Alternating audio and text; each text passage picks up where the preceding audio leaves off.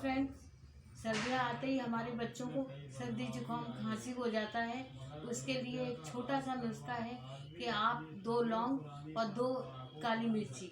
भून लें तवे पे और उसको खूब अच्छी तरह से पीस लें और शहद में मिला के थोड़ा थोड़ा करके 2-3 बार बच्चों को चटाते रहें, जिससे उनको सर्दी में ना तो जुकाम होगा ना खांसी होगी और आपके बच्चों तंदुरुस्त रहेंगे।